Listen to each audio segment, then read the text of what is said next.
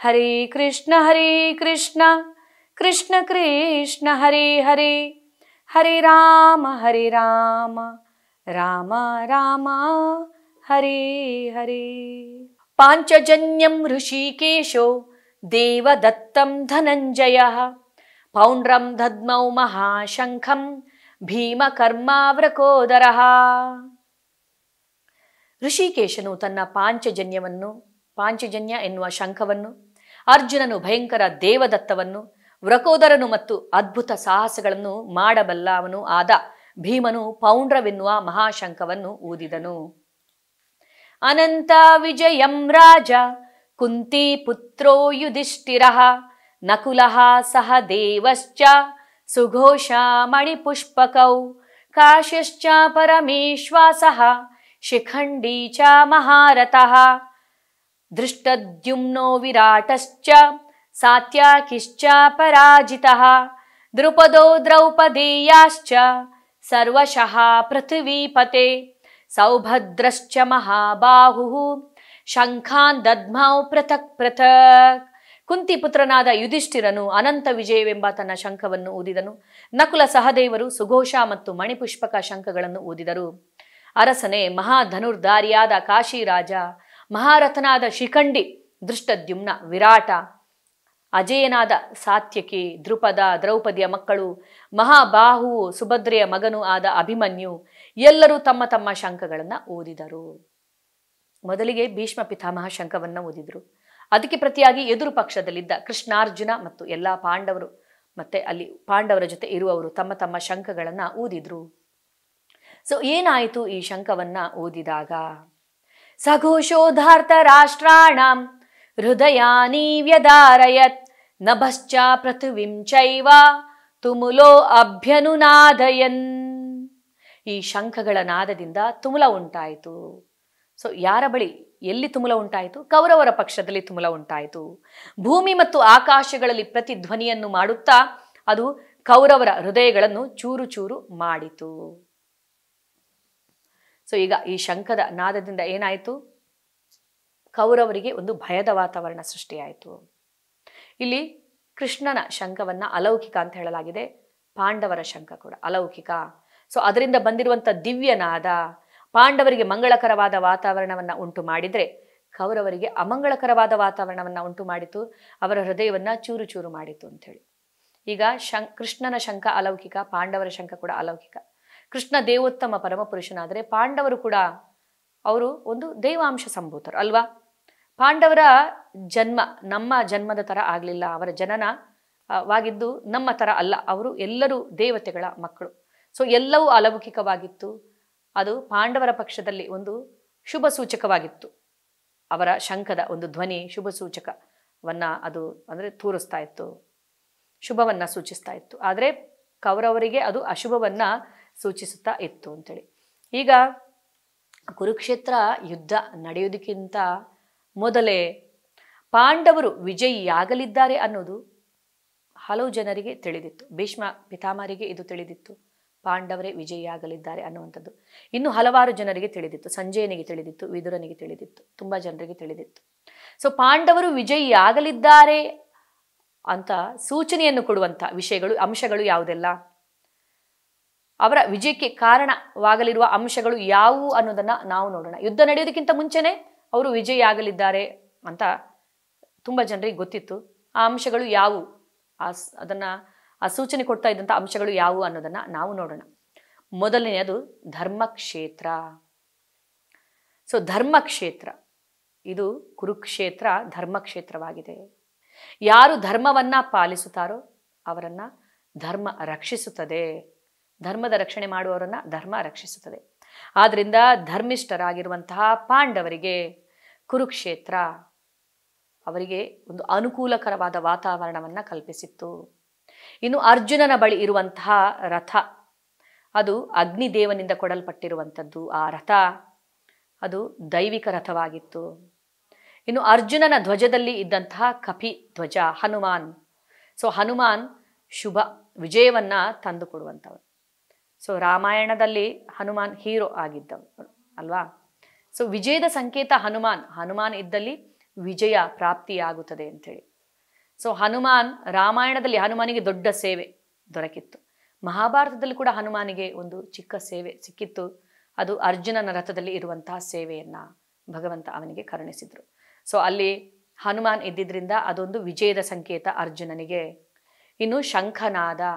So ಶಂಖದ ನಾದದಿಂದ ತುಮುಲ ಉಂಟಾಯಿತು ಕೌರವರ ಪಕ್ಷದಲ್ಲಿ. ಅದು ಮಂಗಳಕರವಾದ ವಾತಾವರಣವನ್ನ ಮೂಡಿಸಿತು ಪಾಂಡವರ ಪಕ್ಷದಲ್ಲಿ. ಗಾಂಡೀವ ಇತ್ತು ಅರ್ಜುನನ ಬಳಿ. ಗಾಂಡೀವಧಾರಿ ಅರ್ಜುನ. ಮೋಕ್ಷದ ಏಕಾದಶಿ, ಯುದ್ಧ ಪ್ರಾರಂಭವಾದ ದಿವಸ. ಅದು ಏಕಾದಶಿ, ಧರ್ಮದ ಪಾಲನೆಯನ್ನ ಮಾಡುವವರಿಗೆ ತುಂಬಾ ಶುಭ ದಿನ. ಭಾಗ್ಯಲಕ್ಷ್ಮಿ ಇದ್ಲು ಅಲ್ಲಿ. ಸೊ ಎಲ್ಲಿ ಕೃಷ್ಣ ನಿರುತ್ತಾನೋ, ಎಲ್ಲಿ ವಿಷ್ಣು ಇರುತ್ತಾನೋ ಅಲ್ಲಿ ವಿಷ್ಣುವಿನ ಪತ್ನಿ ಲಕ್ಷ್ಮಿ ಕೂಡ ಇರಲೇಬೇಕು ಅಲ್ವಾ. ನಾರಾಯಣನಿದ್ದಲ್ಲಿ ಲಕ್ಷ್ಮಿ ಇರಲೇಬೇಕು. ಲಕ್ಷ್ಮಿ ತನ್ನ ಪತಿಯನ್ನ ಬಿಟ್ಟು ಅರಿಕ್ಷಣವೂ ಅವಳು ದೂರ ಇರುವುದಿಲ್ಲ. ಸೊ ಕೃಷ್ಣ ಇರುವಲ್ಲಿ ಲಕ್ಷ್ಮಿ ಕೂಡ ಇರಲೇಬೇಕು. ಲಕ್ಷ್ಮಿ ಇರುವಲ್ಲಿ ಅದೃಷ್ಟವೂ ಇದ್ದೇ ಇರುತ್ತೆ. ಅದೃಷ್ಟ ದೇವತೆ ಲಕ್ಷ್ಮಿ. ಸೊ ಅದೃಷ್ಟ ಕೂಡ ಪಾಂಡವರ ಪಕ್ಷದಲ್ಲಿ ಇತ್ತು. ಅದಾದ್ಮೇಲೆ ಎಲ್ಲದಕ್ಕಿಂತ ಮಿಗಿಲಾಗಿ ಋಷಿಕೇಶನಾಗಿರುವಂತಹ ಶ್ರೀಕೃಷ್ಣ ಪಾಂಡವರ ಬಳಿ ಇದ್ರು.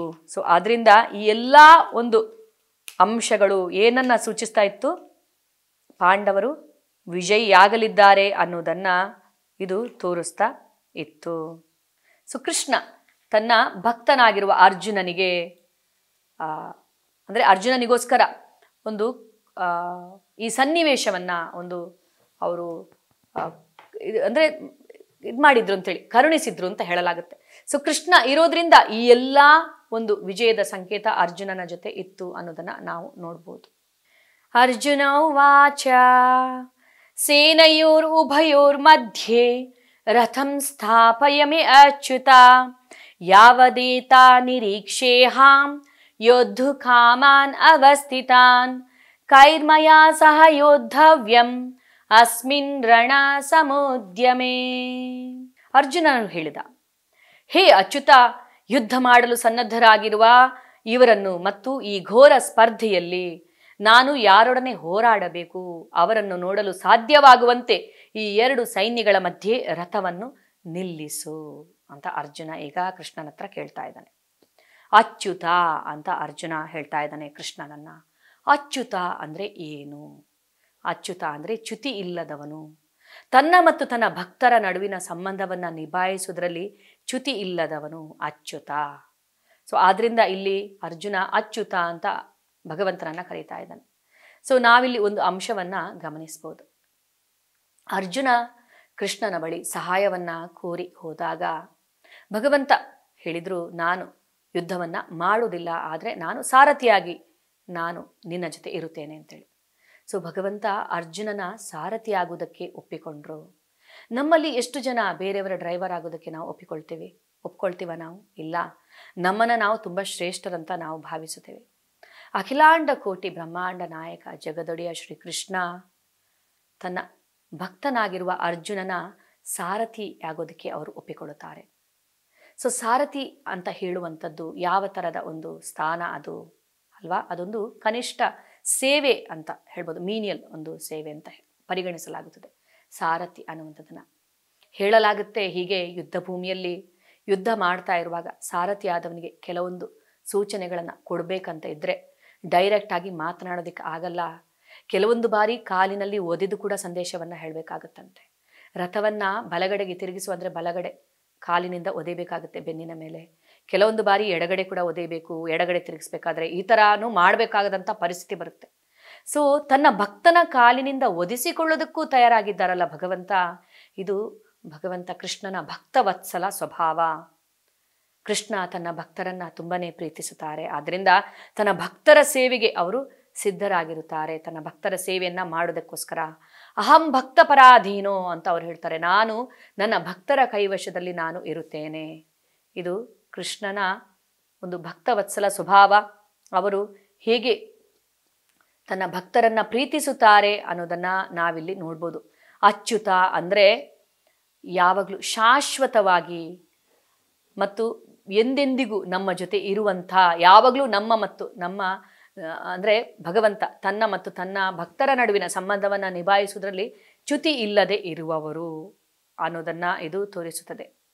ಈ ನಮ್ಮ ಜೀವನದಲ್ಲಿ ನಾವು ಯಾರ ಜೊತೆ ನಮ್ಮ ಸಂಬಂಧ ಇರಲಿ, ಸೊ ಜೀವನದ ಒಂದು ಹಂತದಲ್ಲಿ ನಮಗೆ ನಿರಾಶೆ ಉಂಟಾಗುವಂಥದ್ದು ಅಥವಾ ಕೆಲವೊಂದು ಬಾರಿ ನಮಗೆ ಅದರಿಂದ ದುಃಖ ಈ ಥರ, ಅಥವಾ ಎಷ್ಟೇ ಗಾಢವಾದ ಸಂಬಂಧವಿರಲಿ ಮೃತ್ಯುವಿನೊಂದಿಗೆ ಅದು ಕೊನೆಯಾಗೇ ಆಗುತ್ತೆ ಅಲ್ವಾ.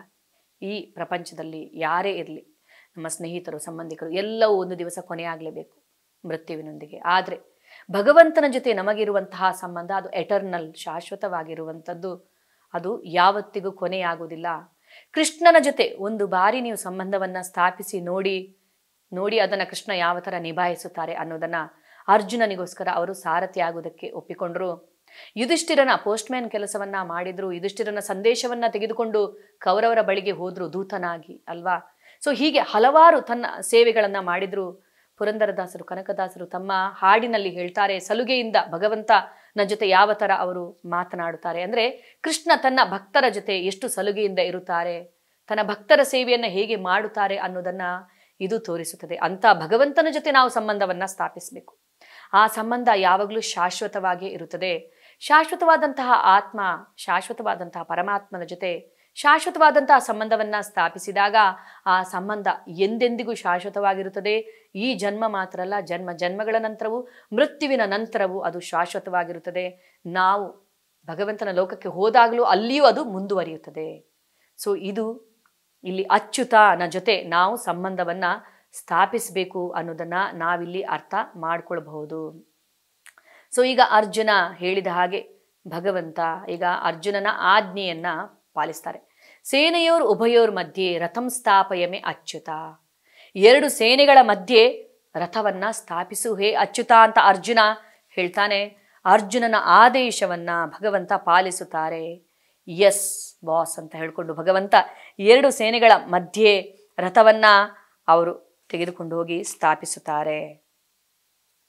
ಸೊ ಹೀಗೆ ರಥವನ್ನ ಸ್ಥಾಪಿಸಿದಾಗ ಅರ್ಜುನ ನೋಡ್ತಾನೆ ಎರಡು ಸೇನೆಗಳಲ್ಲಿರುವಂತಹ ತನ್ನವರನ್ನ, ಯಾರನ್ನೆಲ್ಲ ನೋಡ್ತಾನೆ ಅವನು.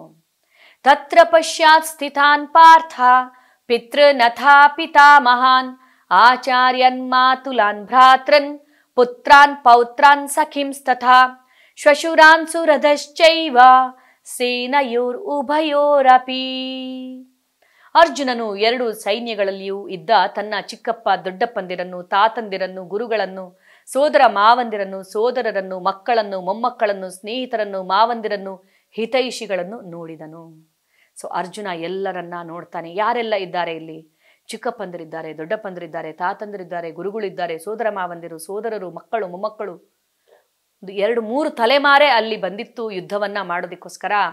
ಒಂದೇ ಮನೆಯಲ್ಲಿ ಜೊತೆಯಲ್ಲಿ ಬಾಳಿ ಬದುಕಬೇಕಾದವರು ಯುದ್ಧ ಸನ್ನದ್ಧರಾಗಿ ಬಂದಿದ್ದಾರೆ. ಮಕ್ಕಳು, ಮರಿಮೊಮ್ಮಕ್ಕಳೆಲ್ಲ ತಮ್ಮ ತಾತಂದರ ವಿರುದ್ಧ ಯುದ್ಧ ಮಾಡೋದಕ್ಕೆ ಸನ್ನದ್ಧರಾಗಿದ್ದಾರೆ. ಎಂತಹ ಪರಿಸ್ಥಿತಿ ಬಂದಿದೆ ಈಗ ಇಲ್ಲಿ. ಪ್ರೀತಿಯಿಂದ ನಡೆದುಕೊಳ್ಳಬೇಕಾಗಿರುವಂಥವರ ಜೊತೆ ನಾವು ಯುದ್ಧವನ್ನ ಮಾಡುವಂಥ ಪರಿಸ್ಥಿತಿ ಬಂದಿದೆಯಲ್ಲ ಅಂತ ಅರ್ಜುನನಿಗೆ ತುಂಬ ತುಂಬ ದುಃಖ ಉಂಟಾಗುತ್ತದೆ. ಅರ್ಜುನ ಭಾವಪರವಶನಾಗಿ ಹೀಗೆ ಹೇಳುತ್ತಾನೆ. ಅರ್ಜುನ ಉವಾಚ ದೃಷ್ಟ್ವೇಮಂ ಸ್ವಜನಂ ಕೃಷ್ಣ ಯುಯುತ್ಸುಂ ಸಮುಪಸ್ಥಿತಂ ಸೀದಂತಿ ಮಮ ಗಾತ್ರಾಣಿ ಮುಖಂ ಚ ಪರಿಶುಷ್ಯತಿ. ಅರ್ಜುನನು ಹೇಳಿದನು, ಕೃಷ್ಣ, ಯುದ್ಧಾಭಿಲಾಷೆಯಿಂದ ಇಲ್ಲಿ ಸಮಾವೇಶಗೊಂಡಿರುವ ನನ್ನ ನೆಂಟರಿಷ್ಟರನ್ನ ನೋಡಿ ನನ್ನ ಅವಯವಗಳು ಕಂಪಿಸುತ್ತಿವೆ, ನನ್ನ ಬಾಯಿಯು ಒಣಗುತ್ತಾ ಇದೆ, ನನ್ನ ಶರೀರವು ಕಂಪಿಸ್ತಾ ಇದೆ, ಕೂದಲು ನಿಮಿರುತ್ತಾ ಇದೆ, ಗಾಂಡೀವ ಧನಸ್ಸು ನನ್ನ ಕೈಯಿಂದ ಜಾರುತ್ತಾ ಇದೆ, ನನ್ನ ಚರ್ಮ ಉರಿತಾ ಇದೆ. ಹೇ ಕೇಶವ, ಇಲ್ಲಿ ನಿಲ್ಲುವುದಕ್ಕೂ ನನಗೆ ಆಗುತ್ತಾ ಇಲ್ಲ. ನಾನು ನನ್ನನ್ನೇ ಮರೆಯುತ್ತಿದ್ದೇನೆ, ನನ್ನ ಮನಸ್ಸು ಸುತ್ತುತ್ತಿದೆ, ಅಶುಭ ಸೂಚಕ ಶಕುನಗಳೇ ನನಗೆ ಕಾಣುತ್ತಾ ಇದೆ. ಸೊ ಈಗ ಅರ್ಜುನ ತನ್ನ ಬಂಧು ಬಾಂಧವರನ್ನ ನೋಡಿ, ತನ್ನ ಸಂಬಂಧಿಕರನ್ನ, ಸ್ನೇಹಿತರನ್ನ, ಹಿತೈಷಿಗಳನ್ನ ಎಲ್ಲರನ್ನ ನೋಡಿ ಅರ್ಜುನನಿಗೆ ತುಂಬ ದುಃಖ ಉಂಟಾಗುತ್ತೆ. ಅವನು ಹೇಳ್ತಾನೆ, ಯಾಕೆ ನಾನು ಇವರ ಜೊತೆ ಹೋರಾಡಬೇಕು? ಹೇ ಕೃಷ್ಣ, ಯುದ್ಧದಲ್ಲಿ ನನ್ನ ಬಂಧುಗಳನ್ನೇ ಕೊಲ್ಲುವುದರಿಂದ ನನಗೆ ಯಾವ ಶ್ರೇಯಸ್ಸು ಆಗಲಾರದು. ಅನಂತರವೂ ನಾನು ಯಾವುದೇ ವಿಜಯವನ್ನಾಗಲಿ ರಾಜ್ಯವನ್ನಾಗಲಿ ಸುಖವನ್ನಾಗಲಿ ನಾನು ಬಯಸಲಾರೆ. ಇವರನ್ನ ಕೊಲ್ಲೋದ್ರಿಂದ ನನಗೆ ಏನಾಗುತ್ತೆ, ಯಾಕೆ ನಾನು ಇವರನ್ನ ಕೊಲ್ಲಬೇಕು ಅಂತ ಅರ್ಜುನ ಇಲ್ಲಿ ಕೇಳ್ತಾನೆ.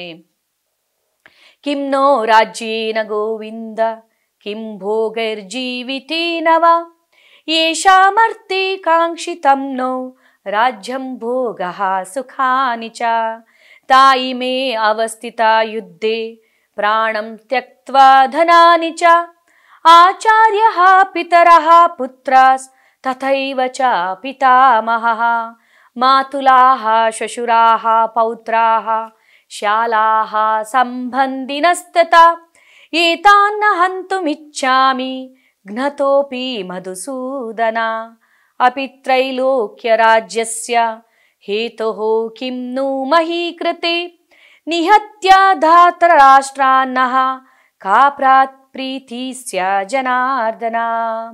ಹೇ ಗೋವಿಂದ, ಯಾರಿಗೋಸ್ಕರ ನಾವು ರಾಜ್ಯವನ್ನು ಸುಖವನ್ನು ಮತ್ತು ಬದುಕನ್ನು ಸಹ ಬಯಸುತ್ತೇವೆಯೋ ಅವರೇ ನಮ್ಮ ವಿರುದ್ಧವಾಗಿ ಯುದ್ಧಕ್ಕೆ ಸನ್ನದ್ಧರಾಗಿರುವಾಗ ಅವುಗಳಿಂದ ಏನು ಪ್ರಯೋಜನ?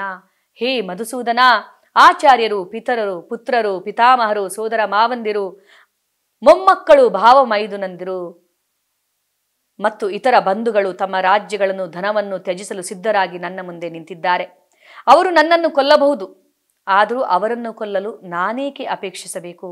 ಹೇ ಜನಾರ್ದನ, ಈ ಭೂಮಿಯ ಮಾತಿರಲಿ 3 ಲೋಕಗಳನ್ನು ನನಗೆ ಕೊಡುವುದಾದರೂ ನಾನು ಇವರೊಡನೆ ಯುದ್ಧ ಮಾಡಲು ಸಿದ್ಧನಾಗಿಲ್ಲ. ಧೃತರಾಷ್ಟ್ರನ ಮಕ್ಕಳನ್ನು ಕೊಂದು ನನಗೆ ಯಾವ ಸಂತೋಷ ಬಂದಿತು? ಸೊ ಅರ್ಜುನ ಇಲ್ಲಿ ಹೇಳ್ತಾನೆ, ಯಾಕೆ ನಾನು ಇವರ ಜೊತೆ ಯುದ್ಧವನ್ನ ಮಾಡಬೇಕು ಅಂತ ಅರ್ಜುನನಿಗೆ ಇದನ್ನ ನೋಡಿ ದುಃಖ ಉಂಟಾಗುತ್ತದೆ. ಈಗ ನಾವಿಲ್ಲಿ ಅರ್ಥ ಮಾಡ್ಕೊಳ್ಬೋದು, ಒಂದೇ ದೃಶ್ಯಕ್ಕೆ ವಿಭಿನ್ನ ಪ್ರತಿಕ್ರಿಯೆಗಳು. ಯುದ್ಧ ಸನ್ನದ್ಧರಾಗಿ ನಿಂತಿರುವಂತಹ ಪಾಂಡವರನ್ನ ಕೌರವರನ್ನ ನೋಡಿ ಧೃತರಾಷ್ಟ್ರ ಏನು ಹೇಳಿದ ಅನ್ನೋದನ್ನ ನಾವು ತಿಳಿದುಕೊಂಡಿದ್ದೀವಿ ಅಲ್ವಾ? ಅಲ್ಲಿ ಕೂಡ ಅವನು ಭೇದ ಭಾವ ಮಾಡಿ ಮಾತಾಡ್ತಾನೆ. ದುರ್ಯೋಧನ ಯಾವ ತರ ಮಾತಾಡದ? ಯುದ್ಧ ಸನ್ನದ್ಧರಾಗಿ ನಿಂತಿರೋರನ್ನು ನೋಡಿ ನಾವೇ ವಿಜಯಿಯಾಗಲಿದ್ದೇವೆ, ಅವರು ಏನು ಇಲ್ಲ ಅನ್ನೋ ತರ ಮಾತಾಡ್ತಾನೆ. ಅದಾದ್ಮೇಲೆ ಹೋಲಿಸ್ತಾನೆ ಅವನು ಅವರ ಸೈನ್ಯಕ್ಕೂ ತನ್ನ ಸೈನ್ಯವನ್ನ. ಅರ್ಜುನ ಯಾವ ತರ ಮಾತಾಡ್ತಾ ಇದ್ದಾನೆ ಇಲ್ಲಿ? ಅರ್ಜುನನ ಮೃದು ಹೃದಯ, ಮೃದು ಸ್ವಭಾವವನ್ನ ಇದು ತೋರಿಸುತ್ತದೆ. ಅರ್ಜುನ ಒಬ್ಬ ಭಕ್ತನಾಗಿದ್ದ. ಅರ್ಜುನನಿಗೆ ಹಿಂಸೆ ಮಾಡುವ ಇಚ್ಛೆ ಇರಲಿಲ್ಲ. ಬೇರೆಯವರನ್ನ, ತನ್ನವರನ್ನ ಕೊಂದು ನಾನು ಯಾವ ಸುಖವನ್ನ ಅನುಭವಿಸಬೇಕು ಅಂತ ಅರ್ಜುನ ಕೇಳ್ತಾನೆ. ಸೊ ಅರ್ಜುನ ಇಲ್ಲಿ ತನಗೆ ಹೋರಾಡಲು ಇಚ್ಛೆ ಇಲ್ಲ ಅನ್ನೋದನ್ನ ಅರ್ಜುನ ಹೇಳ್ತಾ ಇದ್ದಾನೆ. ಸೊ ಅರ್ಜುನನ ಈ ಒಂದು ಪರಿಸ್ಥಿತಿಯನ್ನ ಏನಂತ ಹೇಳ್ಬೋದು? ಅರ್ಜುನ ಈಗ ಒತ್ತಡಕ್ಕೆ ಸಿಲುಕಿದ್ದಾನೆ. ಬಾಯಿ ಒಣಗುತ್ತಾ ಇದೆ, ಕೈಕಾಲು ನಡುಗ್ತಾ ಇದೆ, ಕೂದಲು ನಿಮಿರ್ತಾ ಇದೆ, ಚರ್ಮ ಉರಿತಾ ಇದೆ, ಗಾಂಡೀವ ಧನುಸು ನನ್ನ ಕೈಯಿಂದ ಜಾರ್ತಾ ಇದೆ, ಇಲ್ಲಿ ನಿಂತುಕೊಳ್ಳೋದಕ್ಕೂ ನನಗೆ ಆಗ್ತಾ ಇಲ್ಲ. ಸೊ ಇದು ಏನನ್ನ ತೋರಿಸುತ್ತದೆ? ಅರ್ಜುನ ಸಂಪೂರ್ಣ ಒತ್ತಡಕ್ಕೆ ಸಿಲುಕಿದ್ದಾನೆ. ಸೊ ಈಗ ಒತ್ತಡಕ್ಕೆ ಸಿಲುಕಿರುವಂಥ ಅರ್ಜುನನಿಗೆ ಭಗವಂತ ಯಾವ ಥರ ಬೋಧನೆಯನ್ನ ಮಾಡುತ್ತಾರೆ, ಒತ್ತಡದ ನಿರ್ವಹಣೆ ಹೇಗೆ ಮಾಡಬೇಕು ಅನ್ನೋದನ್ನ ಹೇಳುತ್ತಾರೆ ಅನ್ನೋದನ್ನ ನಾವು ತಿಳಿದುಕೊಳ್ಳಲಿದ್ದೇವೆ. ಅದಕ್ಕಿಂತ ಮುಂಚೆ ಈಗ ಅರ್ಜುನ ಹೋರಾಡದೆ ಇರೋದಕ್ಕೆ 5 ಕಾರಣಗಳನ್ನ ಕೊಡ್ತಾನೆ. ಯಾವುದೆಲ್ಲ 5 ಕಾರಣಗಳು? ಮೊದಲ ಕಾರಣ ಅರ್ಜುನ ಹೇಳ್ತಾ ಇರುವಂಥದ್ದು, ಯುದ್ಧ ಸನ್ನದ್ಧರಾಗಿ ಬಂದು ನಿಂತಿರುವಂತಹ ನನ್ನ ಸ್ನೇಹಿತರು, ಸಂಬಂಧಿಕರು, ಹಿತೈಷಿಗಳು, ಬಂಧು ಬಾಂಧವರು ಇವರನ್ನೆಲ್ಲ ನೋಡಿ ನನಗೆ ಸಹಾನುಭೂತಿ ಉಂಟಾಗ್ತಾ ಇದೆ, ಅನುಕಂಪ ಉಂಟಾಗ್ತಾ ಇದೆ ಅಂತ ಅರ್ಜುನ ಹೇಳ್ತಾ ಇದ್ದಾನೆ. ಮೊದಲ ಕಾರಣ. ಎರಡನೇ ಕಾರಣ ಅರ್ಜುನ ಹೇಳ್ತಾ ಇರುವಂಥದ್ದು, ಇವರ ಜೊತೆ ಯುದ್ಧ ಮಾಡೋದಕ್ಕೆ ನನಗೆ ಇಷ್ಟ ಇಲ್ಲ. ಸೊ ಈಗ ಇವರನ್ನ ಕೊಲ್ಲೋದ್ರಿಂದ ನನಗೆ ಯಾವ ಸುಖ ಸಂತೋಷ ಪ್ರಾಪ್ತಿಯಾಗುತ್ತದೆ? ಒಂದು ವೇಳೆ ನಾನು ರಾಜ್ಯವನ್ನು ಗೆದ್ದರೂ ಕೂಡ ಈಗ ನನ್ನ ಸಂತೋಷವನ್ನು ಹಂಚಿಕೊಳ್ಳೋದಕ್ಕೆ ಯಾರೂ ಉಳಿಯುವುದಿಲ್ಲ, ಇಲ್ಲಿ ಎಲ್ಲರೂ ಸಾಯ್ತಾರೆ. ಈಗ ಸಾಮಾನ್ಯವಾಗಿ ನಾವು ಜೀವನದಲ್ಲಿ ಸಂತೋಷಗೊಂಡಾಗ ನಮ್ಮ ಸಂತೋಷವನ್ನ ಬೇರೆಯವ್ರ ಜೊತೆ ಹಂಚ್ಕೊಳ್ಬೇಕು, ಬೇರೆಯವರಿಗೆ ತೋರಿಸ್ಬೇಕಂತ ನಮ್ಗೆ ಇಚ್ಛೆ ಇರುತ್ತೆ. ಬಟ್ ಯಾರು ಉಳಿಯೋದಿಲ್ವಲ್ಲ ಇಲ್ಲಿ. ನಾವು ರಾಜ್ಯವನ್ನ ಪಡಿಬಹುದು, ಬಟ್ ಅದನ್ನ ತೋರಿಸ್ಕೊಳ್ಳೋದಕ್ಕೆ ಹಂಚ್ಕೊಳ್ಳೋಕೆ ಯಾರು ಇರಲ್ಲ. ಅಂತ ಸಂತೋಷಕ್ಕೆ ಬೆಲೆ ಏನು ಅಂತ ಅರ್ಜುನ ಇಲ್ಲಿ ಕೇಳ್ತಾನೆ. ಮೂರನೇ ಕಾರಣ ಅರ್ಜುನ ಕೊಡ್ತಾ ಇರುವಂಥದ್ದು, ಇವರನ್ನೆಲ್ಲ ಕೊಲ್ಲೋದ್ರಿಂದ ನನಗೆ ಪಾಪ ಬರ್ತದೆ ಕೃಷ್ಣ, ಯಾಕೆ ಕೊಲ್ಬೇಕು ನಾನು ಇವರನ್ನ ಅಂತ. ನಾಲ್ಕನೇ ಕಾರಣವನ್ನ ಅರ್ಜುನ ಕೊಡ್ತಾನೆ, ಅದು ಕುಟುಂಬ ಸಂಪ್ರದಾಯಗಳ ನಾಶವಾಗುತ್ತದೆ. ಸೊ ಇಲ್ಲಿರುವಂತಹ ಸೈನಿಕರು ಮೃತಪಟ್ರೆ ಅವರ ಮಡದಿಯರು ವಿಧವೆಯರಾಗುತ್ತಾರೆ, ಅವರನ್ನ ಬೇರೆಯವರು ದುರುಪಯೋಗ ಪಡಿಸಿಕೊಳ್ಬಹುದು, ಬೇಡದ ಸಂತಾನ ಹುಟ್ಟಬಹುದು, ವರ್ಣಸಂಕರವಾಗಬಹುದು, ಸಮಾಜದಲ್ಲಿ ದುರವ್ಯವಸ್ಥೆ ಆಗಬಹುದು. ಇದೆಲ್ಲದಕ್ಕೂ ನಾನು ಕಾರಣನಾಗುತ್ತೇನೆ ಕೃಷ್ಣ, ಯಾಕೆ ನಾನು ಇದನ್ನ ಮಾಡಬೇಕು ಅಂತ ಅರ್ಜುನ ಕೇಳ್ತಾನೆ. ಐದನೇ ಕಾರಣ ಅರ್ಜುನ ಹೇಳ್ತಾ ಇರುವಂಥದ್ದು, ಏನು ಮಾಡಬೇಕು ಏನು ಮಾಡಬಾರ್ದು ಅಂತ ನನಗೀಗ ಗೊತ್ತಾಗ್ತಾ ಇಲ್ಲ, ಯಾವುದು ಸರಿ ಯಾವುದು ತಪ್ಪು ಅಂತೇಳಿ ನಿರ್ಧಾರ ತೆಗೆದುಕೊಳ್ಳಿಕ್ಕೆ ಆಗದಿರುವಂತಹ ಪರಿಸ್ಥಿತಿಯಲ್ಲಿ ನಾನು ಬಂದು ನಿಂತಿದ್ದೇನೆ ಕೃಷ್ಣ, ನನಗೆ ಗೊತ್ತಿಲ್ಲ ಏನು ಮಾಡ್ಬೇಕಂತೇಳಿ, ನನಗೆ ಯುದ್ಧ ಮಾಡೋದಕ್ಕೆ ಇಚ್ಛೆ ಇಲ್ಲ, ನಾನು ಯುದ್ಧವನ್ನ ಮಾಡುವುದಿಲ್ಲ ಅಂತ ಅರ್ಜುನ ಹೇಳ್ತಾನೆ. ಸೊ ಅರ್ಜುನನ 5 ಪ್ರಶ್ನೆಗಳು ಅವನ ಮನಸ್ಸಿನಲ್ಲಿ ಬಂದಿರುವಂಥದ್ದು. ಈ 5 ಪ್ರಶ್ನೆಗಳಿಗೂ ಉತ್ತರವನ್ನ ಭಗವಂತ 2ನೇ ಅಧ್ಯಾಯದಲ್ಲಿ ಕೊಡಲಿದ್ದಾರೆ. ಸೊ 2ನೇ ಅಧ್ಯಾಯದಲ್ಲಿ ಯಾವಾಗ ಕೊಡುತ್ತಾರೆ? ಅರ್ಜುನ ಕೃಷ್ಣನನ್ನ ಗುರುವನ್ನಾಗಿ ಸ್ವೀಕರಿಸಿದ ನಂತರವೇ ಭಗವಂತ ಈ ಬೋಧನೆಯನ್ನ ಮಾಡುತ್ತಾರೆ. ಅದಲ್ಲದೆ ಸೊ ಈಗ ನಾವು ತಿಳಿದುಕೊಳ್ಳಲಿದ್ದೇವೆ ಒತ್ತಡದ ನಿರ್ವಹಣೆಯನ್ನ ಹೇಗೆ ಮಾಡುವುದು ಅನ್ನೋದನ್ನ ಭಗವಂತ ಹೇಳ್ತಾರೆ ಅರ್ಜುನನಿಗೆ. ಸೊ ನಿಜವಾದ ಕರ್ತವ್ಯ ಅಂದ್ರೆ ಏನು ಅನ್ನೋದನ್ನ ನಾವು ತಿಳಿದುಕೊಳ್ಳಲಿದ್ದೇವೆ. ಅದಾದ್ಮೇಲೆ ಪಾಪ ಅಂದ್ರೆ ಏನು, ಪುಣ್ಯ ಅಂದ್ರೆ ಏನು, ಅದಾದ್ಮೇಲೆ ಹೇಗೆ ಅಂದ್ರೆ ನಿರ್ಧಾರವನ್ನ ಸರಿಯಾಗಿ ತೆಗೆದುಕೊಳ್ಳಬಹುದು, ಎಲ್ಲವನ್ನ ಕೃಷ್ಣ 2ನೇ ಅಧ್ಯಾಯದಲ್ಲಿ ವಿವರಿಸುತ್ತಾರೆ ಅರ್ಜುನನಿಗೆ. ಅದಲ್ಲದೆ ಈಗ ಭಗವದ್ಗೀತೆ ನಮಗೆ ಒತ್ತಡ ನಿರ್ವಹಣೆ ಹೇಗೆ ಮಾಡುವುದು ಅಂತ ಹೇಳುವುದು ಮಾತ್ರವಲ್ಲ, ಹಲವಾರು ನಮ್ಮ ಸಮಸ್ಯೆಗಳಿಗೆ ಅದು ಉತ್ತರವನ್ನ ಪರಿಹಾರವನ್ನ ಕೊಡುತ್ತದೆ. ಈಗ ನಮ್ಮ ಜೀವನದಲ್ಲಿ ಬರುವಂತಹ ತಾಪತ್ರಯಗಳು 3 ತರದ ತಾಪತ್ರಯಗಳು ಅಂತ ಹೇಳಲಾಗುತ್ತದೆ. ಆಧ್ಯಾತ್ಮಿಕ, ಅಧಿದೈವಿಕ, ಅಧಿಭೌತಿಕ ತಾಪತ್ರಯಗಳು. ಆಧ್ಯಾತ್ಮಿಕ ತಾಪತ್ರಯಗಳು ಅಂದ್ರೆ ಯಾವುದು? ನಮ್ಮ ಮನಸ್ಸು, ನಮ್ಮ ದೇಹ ನಮಗೆ ಕೊಡುವಂತ ತೊಂದರೆ. ಈಗ ನಮ್ಮ ಮನಸ್ಸು ನಮಗೆ ತೊಂದರೆಯನ್ನ ಕೊಡುತ್ತದೆ. ಹಲವಾರು ಕೆಟ್ಟ ಯೋಚನೆಗಳು ನಮ್ಮ ಮನಸ್ಸಿನಲ್ಲಿ ಬರುತ್ತದೆ. ಮನಸ್ಸು ನಮಗೆ ಯಾವ ತರ, ಈಗ ಮನಸ್ಸನ್ನ ನಿಯಂತ್ರಣದಲ್ಲಿ ಇಟ್ಟುಕೊಳ್ಳಿಲ್ಲ ಅಂದ್ರೆ ಮನಸ್ಸು ಶತ್ರುವಾಗುತ್ತದೆ.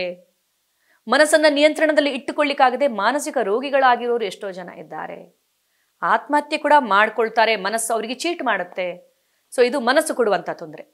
ಇನ್ನು ದೇಹ ನಮಗೆ ಯಾವ ತರ ತೊಂದರೆಯನ್ನ ಕೊಡುತ್ತದೆ?